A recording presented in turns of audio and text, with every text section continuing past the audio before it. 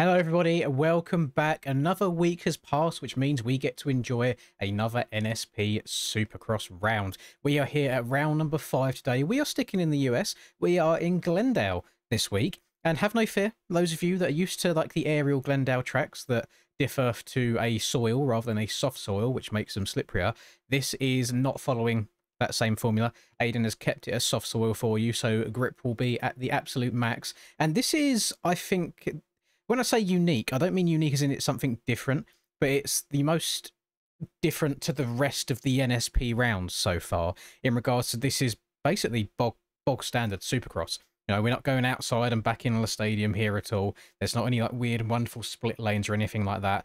Just a long-ish Supercross track, longer than like a normal let's say AMA track that you'd find, but not quite as long as, for example, round 2 of this series in Las Vegas, where the lap times were well over 2 minutes. And Aiden has just said he does want a little bit of diversity in the series, not every round to be the same. And I don't mind that. I feel like if you want to call yourself a champion in a series at the end of the day, you should be able to overcome all elements.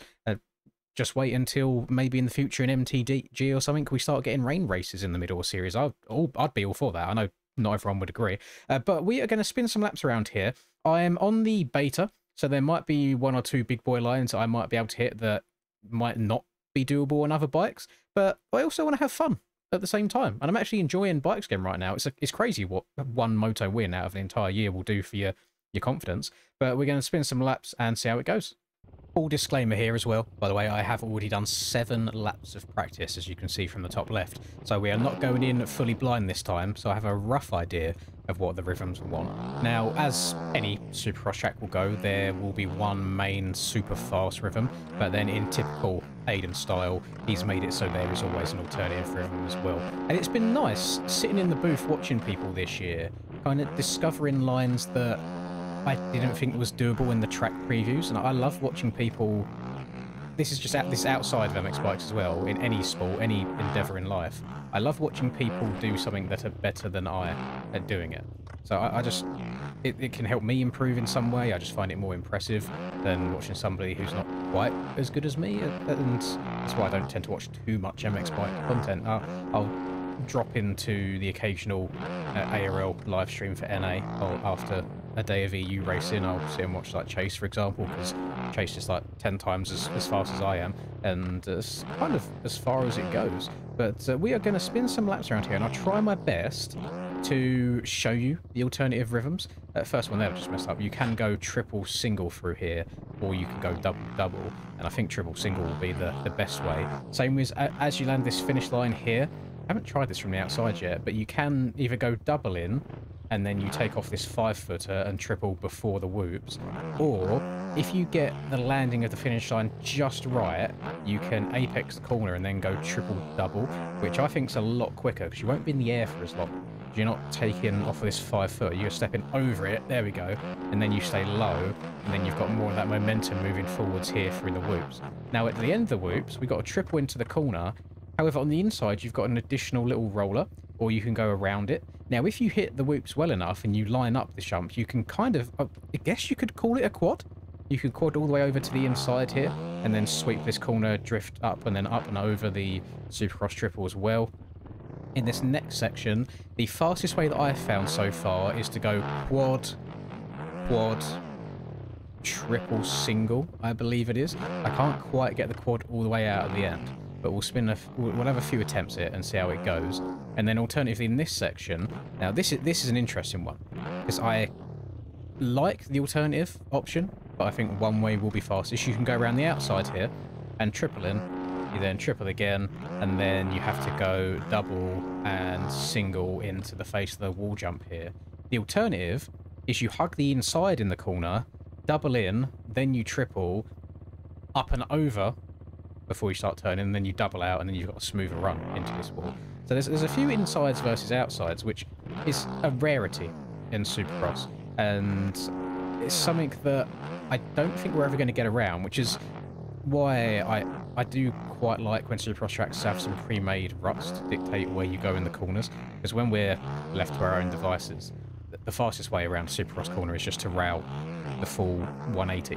and the road in the game will never make it so that there is multiple viable lines. It's like you take the far outside, when it gets too beaten up to use it anymore, you go just underneath it. It's not like there's alternative viable lines to each other.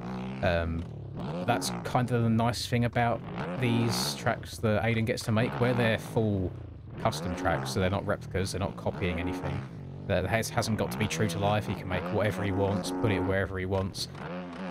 You get that opportunity to make corners a bit more open and have a reason to maybe low line and hug the inside, for example. And I think some people will like that a lot. So you can like hug the inside here, you go on, off, then you triple, and if I get the downside right, you can... Oh, I didn't quite get it.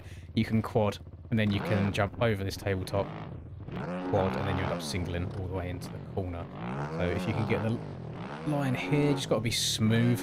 One of the key things about these 90-degree corners, especially when you're trying to hit a big jump coming out of it, is you don't want to turn too tight and have that back wheel slipping out just on the takeoff. If anything, a lot of the time you end up... Oh, go on, hold on to it. Jeez, that was very, very lucky. You end up not being fully straight on the takeoff of the jump anyway. You're still getting your turning done. Let me see if I can... So stay low here. Oh, I didn't get a great drive. Quad. Yep. Quad again. Check up just a little bit. Ah, checked up too much. Very easy on the beta there to jump too far on that quad, so then you don't get the next jump quite right. And you triple in here. Triple again. Double over. I've tried seeing if I could triple that whole thing, and he's built it in the way that there's just not quite enough pop to get all the way up and over it. But that's by design to make the alternative lines viable. Or you can go around here, you can go, kind of triple your entire way through, on off, double into the corner as well. If you mess up this inside, you can just go double. Well, I do think that is slower than the other option, and then up and over the finish. So lap times are well under a minute, so a bit more in line with a traditional supercross track. Although the floor plan does feel a little bit on the bigger side. Aiden himself has said, however, he thinks he's made the start straight too big. So he thinks the start straight's taken up too much of the floor plan. So we could have... I mean, there's a chance we could have had like an extra little rhythm in there. No idea, but I can see where it's coming from in that regard. So there's a bit more room, but it's not the end of the world. It still seems to be a fairly flowy track with a few different options. The left side in that long room section I just hit there felt quite nice. I hadn't given that much attention in my practice laps. So I want to try and go back to it again, but next time I want to go quad, and then I think it's quad again, and then triple all the way into the corner. I missed it out on the last one, but we'll give her a go. Get up and over that. Nice. It's so satisfying when you end up having to hit just a tiny bit of an oppo to get up and over these jumps. And then hug around to the left again. Try to stretch up and over that. Nice. Soak up the double on the exit. And then do. But whilst the beta is disgustingly fast, it leaves a little bit to be desired in whoops. It's always where it struggled a bit, and in a road. It's horrific in a road, but it's very, very quick when the track is smooth, as it is right now. I see that I messed it up that time. I jumped a little bit too far, so I'm forced to kind of triple my way through. We hug the inside here, and we check up on this double. You then go triple, jump up and over this jump here, then you double, and you can carry a little bit more speed into the wall, although you do then have to slam on the brakes anyway. So I don't know if it ends up being any faster, or if it ends up being slower by the end, no idea. But that is for the fast boys to find out, and for me to sit in the booth and watch them do. And I hope if anybody is watching this on Sunday, as this video comes out, then again, as always, later tonight I will be in the commentary booth watching all the fast boys, and I'm hoping, because we've got SMX coming up for Aerial on Friday, that we'll have a really good turnout of entries again for people getting their practice in. Because last week was the most stacked one that we've had so far, at least. I think there's about 7 or 8 people that had the potential of winning that race, which is always nice to see. Especially since Region Lock got introduced into the game on the aerial side of things. I think majority of competitions have been a little bit lackluster in terms of their depth of competition. A lot of time you find it being the same top 3 people each and every race. And what that really means to me is, both as a competitor and I can only guess from a viewer's perspective, I'd be very curious to know your thoughts on this, if you can comment down below and let me know your thoughts on Region Lock. But to me, it almost feels like if the same people are getting top 3 every time and just rotating them top 3 spots, there's never going to be a place where there's any like massive point swings or championship implications, because on any given day, the most amount of points you could probably lose to someone is if you're one of them guys, is you going 3-3 and them going 1-1, which is not a massive difference. What's that, 10 points? 10-point difference, which, yeah, it's not crazy in terms of championship hopes. And then I'm going to use EU as a prime example of this, that we just got finished on that series. So Rex had something like a 16-point lead, I think, going into the last round against Cam. Now, it's usually Rex, Cam and Tyler 1, 2, 3 every single round, some form of that, some iteration in the overall. They'll switch about a little bit. But Tyler hurt himself in real life. He's got a broken back right now. Don't know if he's still in hospital or if he's not going to be shown up for this round, but heal up soon, Tyler. But what that means for Cam is there's nobody now to come between Rex and himself, so nobody to take extra points away. So the championship was basically concluded before they even got into the last round. Because, you know, it's not like real life. Like, the chances of mechanicals or anything super funky is so weird. And again, proof that the classes aren't really deep enough with region lock is them boys were able to give everybody a 20-second head start, and Rex still came back and finished P2, and he almost beat me. I almost got the whole shot, started normal, they've waited 20 seconds to go, and they've still caught up the entire way. So yeah, I'm all for removing region lock and just letting people race whatever series they want to race and having deeper classes, but that is also from the kind of selfish pro mentality, because I also know region lock helps the kind of slightly slower riders who maybe they qualify around 40th or so without region lock. When you include region lock, they get into that top 35 that they need to be able to make it to the races. So I can see it from both sides, and obviously there's always a bias in opinions with things like that, but I'm very curious to know other people's opinions on it as well. That's the good thing about the NSP series though, this Supercross series, is there is no region lock. It is just one class. You run what you brung, pray you brought enough, see if you can survive the occasional ping and first corner chaos, and then other than that, it should be alright. Now, Aiden is a very particular man. He always keeps scaling like the same and as it is. And I can't explain why I feel this way, but this track almost feels a tiny bit wider in its lanes than some of the other tracks this year. I'm sure it's exactly the same, it's just a weird placebo that I'm probably having right now. But I'm sure, as you can see, it is flowy, it is fun, it's much more of a traditional Supercross track.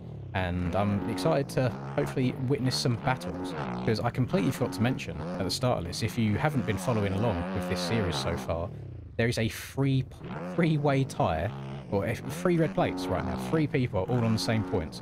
You've got Cam, you've got Brock Williams, and then you have also got Rush, aka Chapstick, as well.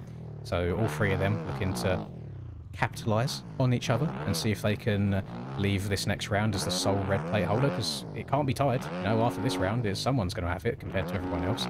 Seems like Cam's got a bit of fire lit underneath him. There's been a bit of beef or drama going back and forth between Cam and Brock as well, throwing shade each other's way, and you love to see it on the outside looking in. It's so fun just watching and witnessing the drama. When you're in amongst the drama yourself, you hate it, because it's just like, oh, MX Bikes drama, cringe. But when you're watching it from the outside, it's lovely. That's like, inject it. It's like, just get it into my veins. Love to see it. So hopefully you guys have enjoyed this little preview of me yapping as we're riding around here, and I hope you will stop by later on today to join me in the booth as we watch these boys battle it out for that red plate for the rest of the championship. After this round, there is a 3-week break, because we have got the aerial SMX rounds going on over the next 3 weeks, and Aiden didn't want it to be so hectic and just race, and everyone burn themselves out.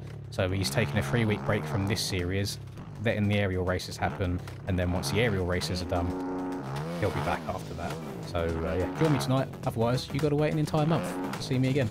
So thank you very much for watching, enjoy the rest of your day, catch you in the next video, peace.